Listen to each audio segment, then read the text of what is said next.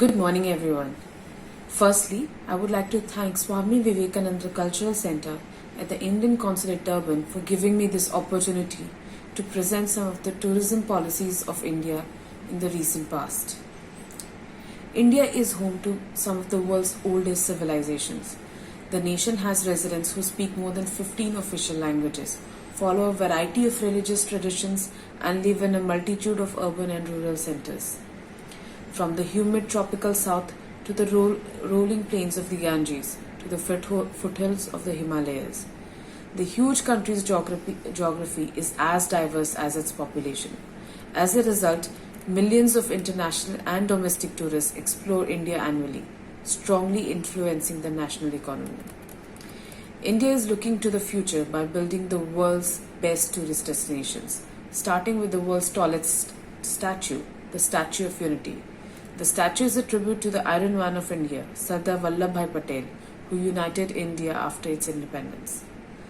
According to the World Travel and Tourism Council, tourism generates 9% of India's GDP in 2018, which used to be between 4 to 5% before 2014, and provided 42 million jobs, 8.1% of its total employment. The increase of tourism activity in India can be contributed to various factors, such as our Prime Minister, who has carried the flag of being the brand ambassador of Indian tourism. Whichever country he visits, he connected with the Indian diaspora and requested them to encourage at least one family to visit India. This appeal certainly seems to have worked, considering the results I've just shared. Normally, foreign dignitaries were hosted at Delhi or Agra. However, in the last 7 years, dignitaries from across the world have got a first-hand experience of India's hospitality in different parts of the country, which has promoted Indian culture, heritage, and diversity on various levels at the world stage. Most recently, India hosted the US President Donald Trump at Ahmedabad and organized the event Namaste Trump. In the recent past, Chinese President Xi Jinping was hosted at Tamil Nadu's Mahabalipuram, a UNESCO World Heritage Site.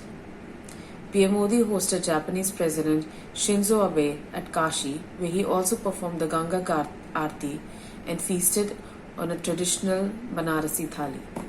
During the last visit of the Chinese president, he was welcomed in Ahmedabad, where they visited the Sabarmati riverfront. French President Emmanuel Macron, during his India trip, visited Varanasi and Mirzapur in Uttar Pradesh with PM Modi, while the German Chancellor Angela Merkel was hosted in Bengaluru's Bosch Research Center.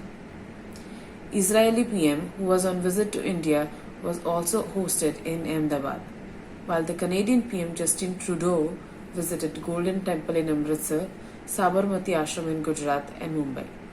First Lady of South Korea Kim Jong-suk was a special invitee in 2018 to witness the Diwali celebrations in Uttar Pradesh, Ayodhya, rekindling the centuries-old connect between both the countries.